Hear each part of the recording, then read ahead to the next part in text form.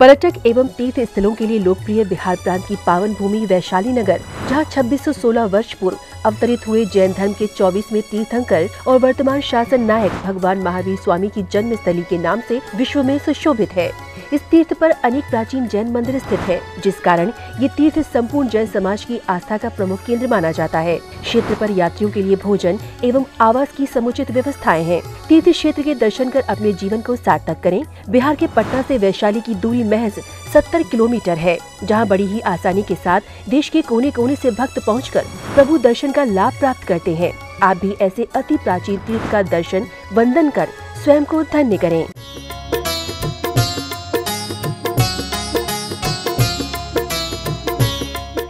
होना और करना, हार्ट धड़कता है तो ये हो रहा है, एक प्रक्रिया हो रही है। आचार्य कहते हैं इसी को भाव, शब्द, अर्थ और भाव, तीन चीज़ें हैं। भाव यानी विचारों का समूह, जितने भी विचार कर रहे हैं, शुभ विचार को शुभ भाव कहते हैं, अशुभ विचार को अशुभ भाव कहते हैं। शुभ पुण्य से, शुभ से पुण्य हो रहा है, अशुभ से पाप हो रहा है। और कोई भी व्यक्ति पैसा कमाएगा फ्री में तो नहीं होगा ना। पैसे कमाने के लिए कुछ न कुछ झूठ सच बोलेगा, उल्टा सीधा करेगा, देर सवेर जाएगा, जल्दी जल्दी जाएगा, भागेगा, कुछ न कुछ करेगा, गड़बड़ करेगा, तो तभी पैसा आता है। और वो पैसे के पीछे इतना दौड़ रहा है, भूख प्यास कुछ पता नहीं है, उपवास अपने आप हो जाता है। भगवान के नाम से व्रत तो कभी कभी रखता है, वैसे दुकान में बैठा है तो भाई शाम को ये खाना खा लेंगे, दोपहर में ग्राहक बहुत हैं, ग्राहक के चक्कर में खाना नहीं खाया, चल जाएगा, बिना खाना खाए भी चल जाएगा, चल रहे हैं, चला रहे हैं। और बोले मैं तो गर्मी बहुत थी, इतने लोग थे, भीड़ थी, ग्राहक बड़ा मज़ा आ गया, पानी नहीं पी पाया, पानी का फुर्सत नहीं रहा, भूल गया पानी पीना। ये भी चल जाएगा भाई, ये भी चल जाएगा। परंतु कोई कहे कि भाई मैं तो इतना बिजी था, मैं सांस लेना ही भूल गया, पागल तेरे ऐसी की तैसी, तो भूल जाएगा सांस लेना, क्या जिंदगी नहीं रहेगी। तो महानुभाव, ये सांस जो आ रही जा रही है, ये जो सांस आ रही जा रही है, कभी देखा? देख के देखो सांस कैसे आ रही जा रही है। अगर ये देखना आ गया तो समझ लेना अपने आप ही हो जाएगा, तुम हो जाओगे, तुम जीव हो जाओगे, तुम अंतरात्मा हो जाओगे। करना नहीं पड़ेगा, तुम्हें ध्यान करना नहीं पड़ेगा, ध्यान हो जाएगा। इसके अंदर से एक आवाज़, आनंद, अनहद नाद जो अंदर से प्रस्फुटित होता है। आचार्य कहते हैं किसी कंदराओं में बैठ करके, धराधर कंदरैवा, ये जो खंदराओं में बैठ करके बिल्कुल सूक्ष्म आवाज़ को सुनते अंदर के, वो तो हर जगह सुनाई दे रहा है।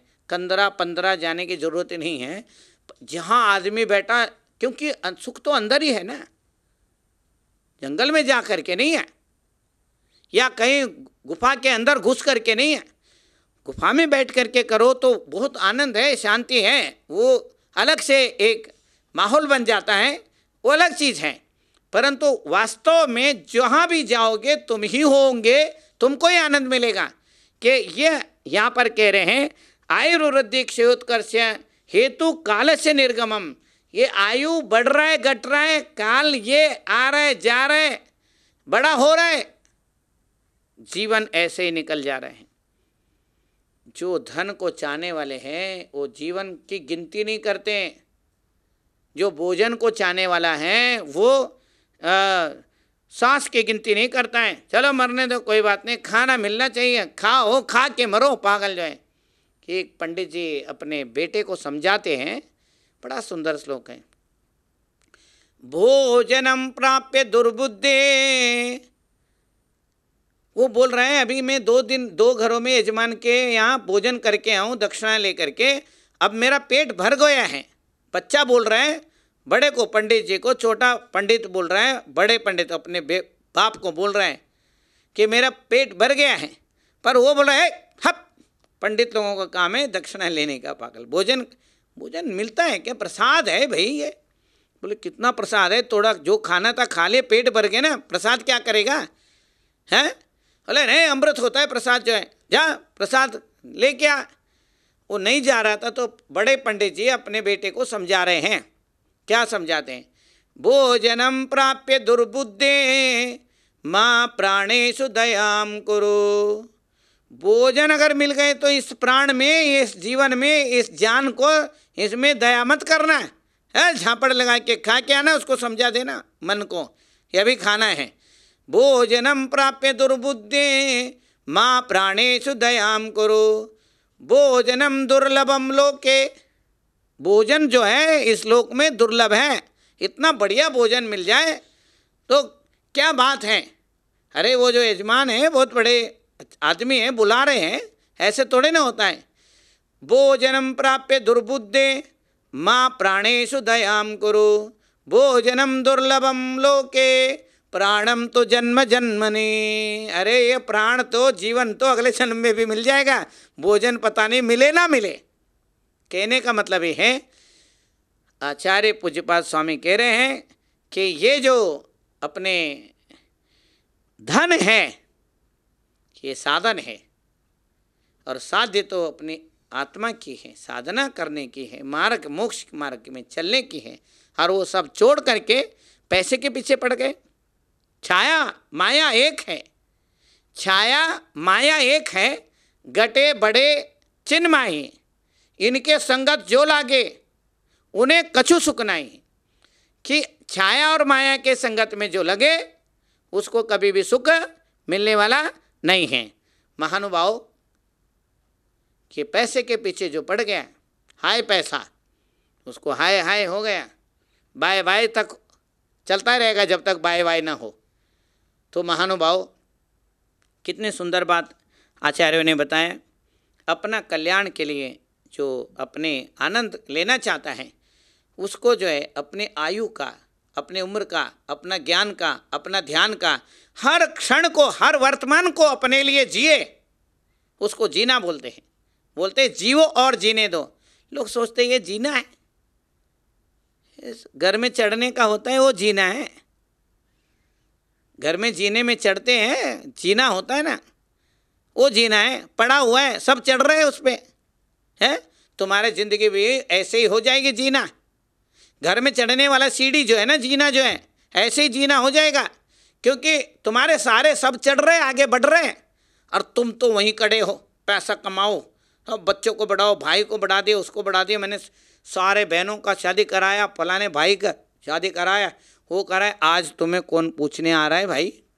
बोले नहीं, मेरे को तो नहीं, मैं तो निस्वार्थ कर। अरे निस्वार्थ क्या कर रहे हो? अपने लिए क्या किया? क्या स्वाध्याय किया, ध्यान किया, पूजा की, पाठ की, आरदान दी, क्या किया? अपने लिए कभी कभी तो करते हैं, वो अपने लिए तो होता रहता है सारे जिंदगी। तो महानुभाव स्वयं से परिचय जो है वही अध्यात्म है। आत्मा के बारे में सोचना ही अध्यात्म है। और यहाँ पर आचार्य पूज्यपाद स्वामी कह रहे हैं, आयुर्वृद्धि क्षयोत्कर्ष हेतुम कालस्य निर्गमम वांछताम जनिनामिष्ट जीवितात् सुतराम धनम। वो लोग सोचते कि जीवन से धन ज़्यादा महत्वपूर्ण है। पैसे से प्यार करते हैं, अपनों को यूज़ करते हैं, बल्कि ऐसे होना चाहिए अपनों से प्यार करे और पैसे को यूज़ करे, ये तो व्यवहार है। और स्वयं से प्यार करे, स्वयं का ध्यान करे, स्वयं के लिए जिए, वो वास्तव में धर्म है। स्वयं का धर्म तो स्वयं के लिए है। महानुभाव ये जो इष्टोपदेश है, हर श्लोक का इसमें अर्थ भाव बहुत सुंदर तरीके से बताया है। यहाँ आचार्य मानतुंग देव ने लोभी आदमी को पैसा ही अच्छा लगता है, और कैसा भी करो उसको अच्छा नहीं लगता है। ऐसा वैसा कुछ नहीं है, पैसा चाहिए और ऐसा वैसा आ जाए, जैसा भी आ जाए।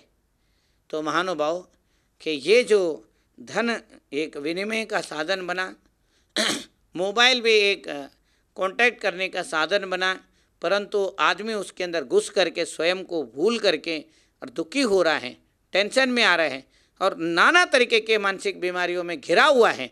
और इन सारे मानसिक बीमारियों से, इन विचारों से परे होने के लिए ये जो इष्टोपदेश बताया, इसको हम मनन करेंगे, स्वाध्याय करेंगे, आनंद लेंगे। मंगलम भगवान वीरो मंगलम गौतमो गणे मंगलम कुंद कुंदाद्यो जैन धर्मोस्तु मंगलम जीव धर्मोस्तु मंगलम।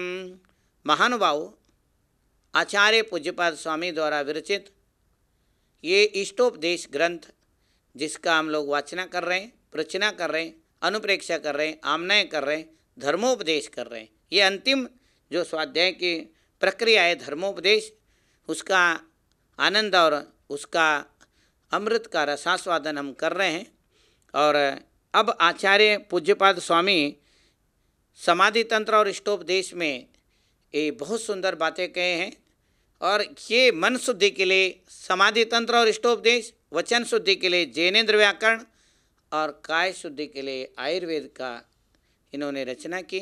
और इसमें हम मन को शुद्ध करने के लिए इस दौड़ते हुए मन के ये जंजाल के जो विचारों का बहुत बड़ा एक बाढ़ आया हुआ है, सुनामी है विचारों के, उस विचारों के इस झुंड में और जो नाना प्रकार के मानसिक बीमारियां हो रही हैं और उन मानसिक बीमारियों से कैसे उबर सकते हैं, कैसे अपने आप को आगे उठा सकते हैं, इस बारे में ये इष्ट उपदेश है।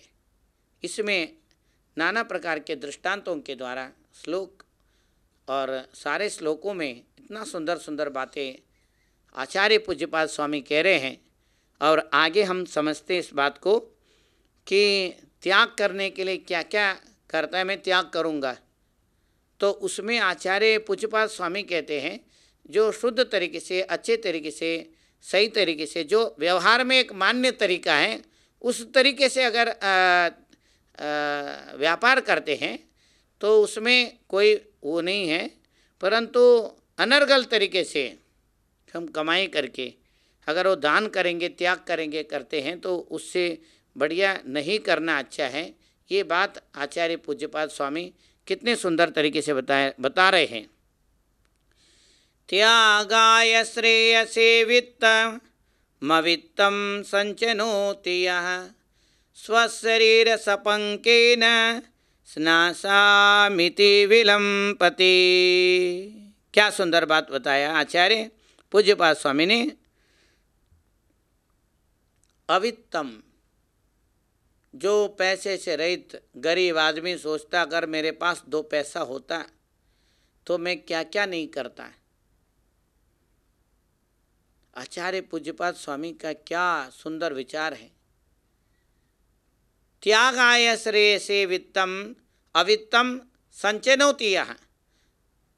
क्या सुंदर बात बता रहे। स्वशरीरम सपंकेन स्नासामिति विलंपति, कि एक बात को दूसरे बात के साथ जोड़ के बोलने का जो परिपाटी है, तो सुंदरता है, सौष्ठव्य है, वो आचार्य पूज्यपाद स्वामी ने हर श्लोक में बताया कि ऐसे करेंगे तो ऐसे होगा, ऐसे करेंगे तो ऐसे होगा। ये बात सब श्लोकों के साथ में ये बहुत बढ़िया तरीके से बता रहे हैं कि एक व्यक्ति आचार्य शांति सागर महाराज जी के पास में जा कर के कहता है कि महाराज एक आशीर्वाद दो, मैं बहुत बड़ा मंदिर बनाना चाह रहा हूँ। महाराज जी ने बोला कि भाई ठीक है, आशीर्वाद दिया, और दूसरे आशीर्वाद भी तो दो। तो बोले वो क्या है। अरे वो कुछ नहीं है, मैंने सट्टे में पैसे लगा रखा हूँ, जीतूंगा तो मंदिर बना दूंगा। अरे भले प्राणी, तू सट्टे से पैसा इकट्ठा करके अब मंदिर बनाएगा तो मंदिर में भी सट्टा ही चलेगा, और क्या हो सकता है। कि महाराज जी ने बोला नहीं, तेरा उद्देश्य सही नहीं है तो तेरा लक्ष्य भी सही नहीं होगा। अगर तुम्हारे मन में इस तरीके के विचार हैं और कोई व्यक्ति बोले मेरे को आशीर्वाद दे दो, मैं चोरी करूं और मैं मंदिर बनाऊं, ऐसे ये जो है धर्म नहीं है। धर्म हर एक व्यक्ति के लिए है और हर एक को पता है धर्म क्या है। जो सुख में धारण करे वो धर्म है। यो धरति उत्तमे सुखे स धर्मः। जो आचार्य समंतभद्र स्वामी कहते हैं जो उत्तम सुख में धारण करे वो धर्म है। ज्ञानात् त्यागः, त्यागात् शांति।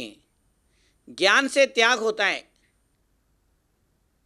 और त्याग से शांति होती है। जो कुछ ज्ञान होता है तुरंत त्याग हो जाता है। महानुभाव, अगर ग्लास रखा हुआ है, पानी पीने को हो ही रहे, पकड़ रखा है और मुंह पे लगाने वाले हैं, इतने में किसी ने बोला इसमें जहर है। जहर का क्या हुआ? ज्ञान हो गया। और जहर का ज्ञान होते हाथ अपने आप छूट जाएगा उस गिलास से। भैया अच्छा किया, ओह सांस लेगा, रे पसीना छूट गया। अगर ये पी लेते ना, कल्याण हो जाता। सवा सत्यानाश है, पीने के तुरंत बाद ही सवा सत्यानाश है। कितनी देर की है जिंदगी जो है। कि आचार्य पूज्यपाद स्वामी कह रहे हैं कि ज्ञान होते ही त्याग हो जाता है और त्याग होते ही शांति मिल जाती है, तो बहुत जबरदस्त काम हो जाता है। एकदम ही हवा खराब हो गई, सुनते ही अरे भैया ये रख लो, ये मेरे को नहीं चाहिए है, तू ये अपने पास ही रख लेंगे। कहने का मतलब ये है कि ज्ञान होते ही त्याग होता है। जैसे छोटा बच्चा है, दीपक पकड़ता है, माँ मना करती है आँख है मत पकड़ो, नहीं जय जय जय करना है, आरती करना है, जय, उसको हाथ लगाता है। जैसे उसको एक बार हाथ लग जाता है, हाथ लगते खट जल जाता है। अब माँ कहते हैं, अब उसको पता चल गया अग्नि का ज्ञान हो गया। अग्नि के ज्ञान होते ज्ञान से त्याग हो गया, अग्नि का त्याग हो गया। अग्नि के ज्ञान होते अग्नि से अग्नि का त्याग हो गया। ज्ञाना त्यागः, अब उसने दूर किया, तब उसको अलग से शांति, अजीब से शांति मिल रही है। बच्चे को बोलता है हाँ नो है, अभी खुद ही बोल रहा है, अब खुद हाथ नहीं लगा रहा है। एक बार हाथ लगाने के बाद बच्चा अपने आप सुधर जाता है, उसे समझ में आ जाता है कि क्या अग्नि है और उससे क्या नुकसान है। ऐसे ही हर व्यक्ति को समझने वाली बात है कि अगर ऐसे ही समझदार हो जाए तो तम्बाकू खाने वाला भी कैंसर देख लेगा तो तुरंत छोड़ देगा, परंतु छोड़ करके उसके ऊपर लिखा हुआ है तम्बाकू खाना स्वास्थ्य के लिए हानिकारक है, लिखा है। जहाँ लिखा है वहीं खट मारता है उसी पे और लोग लेके खाता है, पता है उसको होता है, पर उसका मन करता है खाने का, छूटता नहीं है। छूटता नहीं है, बोलते हैं महाराज छूट नहीं रहा है। अरे वो क्या तुमको पकड़ रखा है, छूट नहीं रहा है।